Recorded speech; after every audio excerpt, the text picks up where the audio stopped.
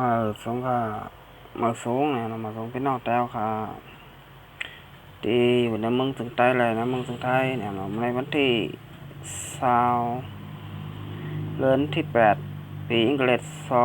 2019ค่ะคำขึ้นในเนี่ยข่าวยาม9:25 นาทีในเมืองถึงไทยเนี่ยมาพบมาญากันทั้งข่าวไปจากหนุ่มเนี่ยคำในก็เนี่ยมาลัดลองการบ้านการเมืองการศึกเนี่ยการบ้านการเมืองเขาคานั้นเนี่ยมันเป็นรองใหญ่เนี่ยเขาคาโลเลอ่อนกันเห็นหูกูมือกูวันเนี่ยมีข่าวยามโตตันก็มาเห็นหูการบ้านการเมืองซ้ำกันเนี่ยเขาคาคำนี้ก็เขาคาได้มา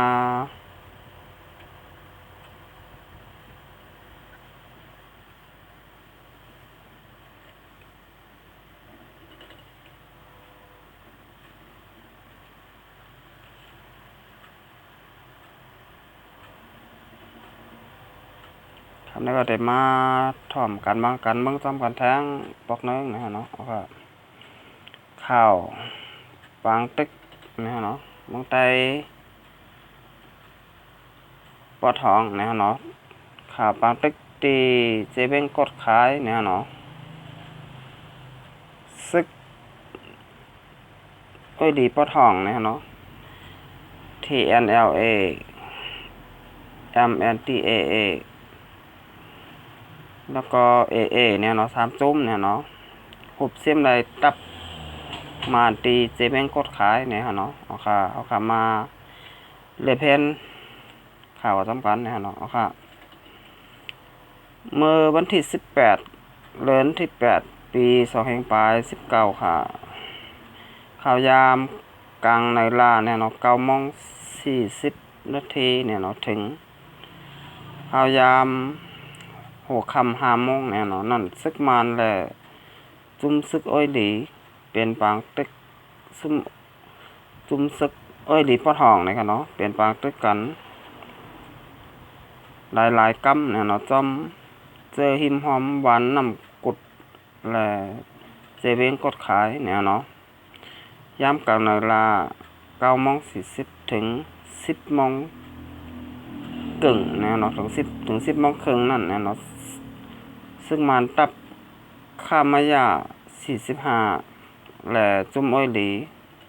เพราะทองเขาเนี่ยเป็นปางตึกกันตีหิมหวานน้ำกุดและจุ่มอ้อยหลีเพราะทองเขาเนี่ยเขาซิมตับมันข้ามายา45อันมีตีหวานน้ำกดเจแมงกดขายในยาวเนี่ยข่าวยาม12 โมงถึง12 โมงครึ่งเนี่ยซึกมันตับคาลายะ290และจุ่มอ้อยดีปอทองเขาและเป็นปากตึกกันตีหิมโขน้ำไข่เจเวงกดขายเนี่ยเป็นปางตึกกันดาลายตีครับวันที่ในวันที่19เมื่อวานเนี่ยเดือนที่8 ปี2019ปางตึกซึกมาแดซึกอ้อยดีปอทอง3 จุ่มเนี่ยTNLA MNTAA แล้วก็ AA เนี่ยวันที่19เมื่อวานเนี่ยข่าวยามกลางเหนือข่าวยามกลางวันเนี่ย11 โมงนั่นเนี่ยจุ่มซึกTNLAเข้าตึกซิมไลตับมานตับคามายา419อันปักเศร้าไว้ตีน้ำกดเจเวงกดขายเนี่ยไผ่จุ้มซึกเขาซิมไลโคของกองกลางหมักมือจุนยามซึกมานตั้งน้ำเนี่ยเอาค่ะในข่าวในคลิปก็บนเอาลงว่าอยู่เนี่ยเตียนจุ่มซึกอ้อยดีปอทองเขาเนี่ยTNLA AA แล้วก็ MNTAA เนี่ย3 จุ่มเนี่ยโฮมกันเข้าโฮมซิมตับมันเนี่ยตีตับมันข้ามายา419เนี่ยเรียนปักษาไว้ตีน้ำกดเจเวียงกดขายเนี่ยคนก็ลงกันไว้อยู่เนี่ยตี ถ้าไปรู้ใน YouTube เนี่ยเนาะมันแต่มีใน YouTube ก็มีเนี่ยเนาะหันลงอยู่ค่ะที่จุ่มซึกดีปอทองเขาซิมอะไรตับซึกมันเนี่ยเนาะข้ามมายา419ตีเจเบ้งกดขายเนี่ยเนาะเอาครับก็ไม่เอาค่ะมาด้วยทางข่าวข้อที่2เนี่ยเนาะข้อที่2ไหนเนี่ย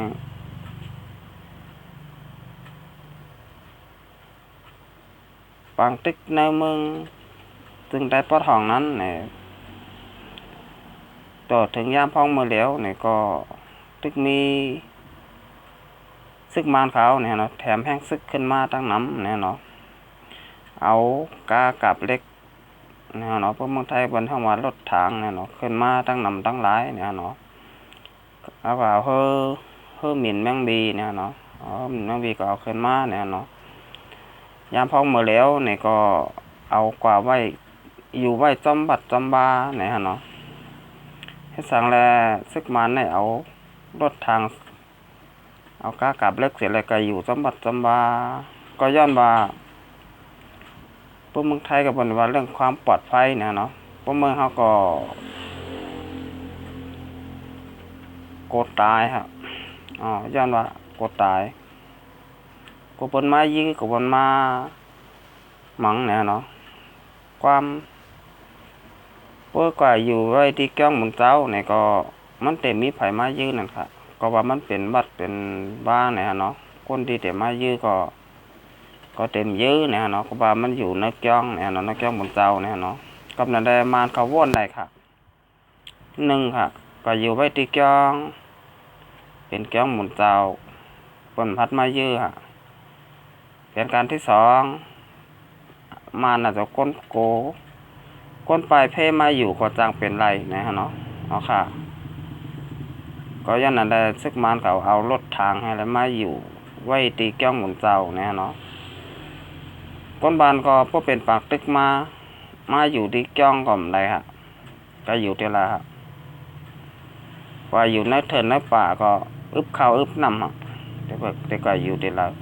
ได้กินข้าวกินน้ำมาเพราะก็อยู่ในเถินน้อยลอยพวกมาอยู่ที่แก้วก็มีข้าวมีน้ำอ่ะเป็นจางมาจอยแถมมาจอยหรืออะไรเนี่ยเนาะสมมติมาอยู่ที่แก้วเนี่ยเนาะยามพ้องมาแล้วเนี่ยเนาะพี่น้องแต้วค่ะเนี่ยที่อยู่ที่ในเมืองจึงใต้ปะทองเนี่ยเนาะปลายเพมาอยู่ที่แก้วนี่ก็มีไว้ตั้งน้ำเนี่ยเนาะตั้งน้ำตั้งหลายเนี่ยฮะเนาะกับนั่นแหละเนี่ยปางตึกในเมืองจึงใต้ปะทองนั้นเนี่ยมันไปเย็นนะฮะเนาะ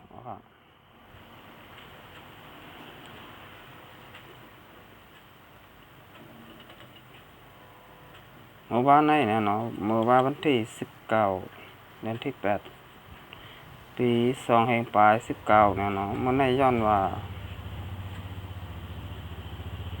ตั้มใจเลยเงาลายอันใดเปลี่ยนไว้อยู่ย้ำเดียวเนี่ยเนาะอันซึกมันเลยซึกจุ่มซึกดีปอดห้องเขาเนี่ยเนาะ TNLA MNTAA และ AA เขา3จุ่มเนี่ยเนาะสืบเป็นปางตึกกันแทงไหนแลเสื้อเป็นพี่น้องคนเมืองเนี่ยเนาะในพื้นที่หูน้ำในเซเวง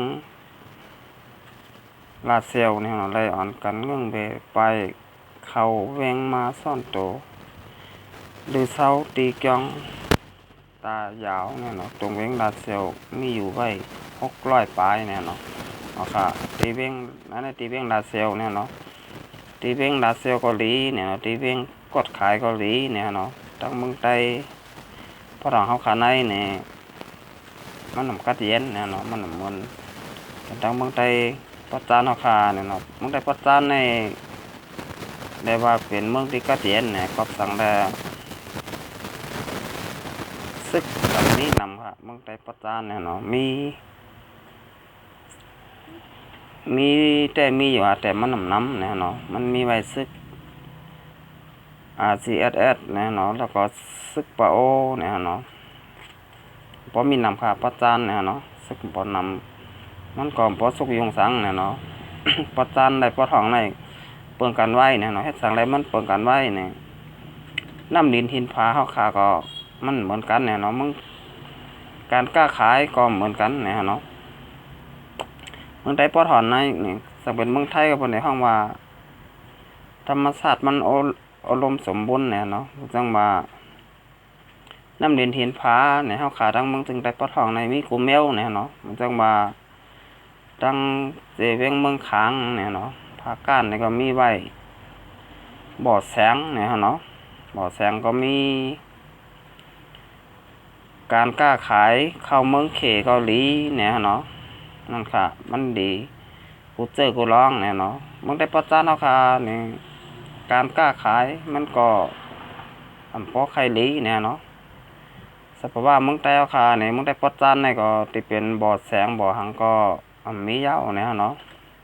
กับนั่นได้เนี่ยมึงถึงได้ปอทองในมันคึกแคมเต้ๆเนี่ยเนาะสัพว่ามึงได้เอาค่ะเกาหลีการกล้าขายเกาหลีเนี่ยเนาะมันดีกูเจอกูเมียวเนี่ยย้อนนั้นได้พอยก็ขยู่ดังมึงจึงได้ปอทองเนี่ยเนาะก็นั่นได้ซึกมันอยู่กันน้ำเนี่ยเนาะมีลายหมูลายจุ้มเนี่ยเนาะก็นั่นได้มึงได้ปอทองในเป็นนั้นสุกซักอยู่ไว้ย่ามพองหมดแล้วเนี่ยเนาะก็นั่นค่ะพี่น้องเฮาค่ะเนี่ยเตียนปลายเพศซึกเพศเสืออยู่ก็ไปฮัดขึ้นปอกมือตั้งเฮิรนเนี่ยก็ว่าซึกมานเขาเนี่ยตึกอยู่ไว้อยู่ในวันอยู่ไว้ติจ้องหมุนเจ้าเนี่ยเนาะก็นั่นได้เป็นนั้นทุกข้าอยากฝึกกินแต่ไว้เนี่ยเนาะพี่น้องแล้วค่ะเนี่ยพองยามมาแล้วเนี่ยก็เป็นข้าวปนเฮ็ดสนเฮ็ดหน้าเนี่ยเนาะเฮ็ดสนเฮ็ดหน้าก่อมจางเฮ็ดหาดออกไปเพชรซึกเพชรเสือเนี่ยเนาะเป็นอันดีลูกเต้ๆเนี่ยเนาะพี่น้องแล้วค่ะที่อยู่ทั้งมึงได้ปอทองเนี่ยค่ะเนาะก็เปว่าไรปลายซึกปลายเสือเนี่ยเนาะต้องตีไรเฮ็ดสนเฮ็ดหน้าก็ไรเฮ็ดเย้าเนี่ยเนาะกับนั่นได้ใครผากถึงตับซึกตึงแต้วคาเนี่ยเนาะปอทองเกาหลีเนี่ยปอจานเกาหลีพวกเขียวข้อลายเนี่ยให้ใจดูแลพี่น้องเมืองสิแต่ปอทองเฮาคาเนี่ยให้ป้ออะไรอยู่รอดปลอดภัยเนี่ยเนาะอย่าไปอะไรมีเพศเขียนสังเนี่ยเนาะเอาคา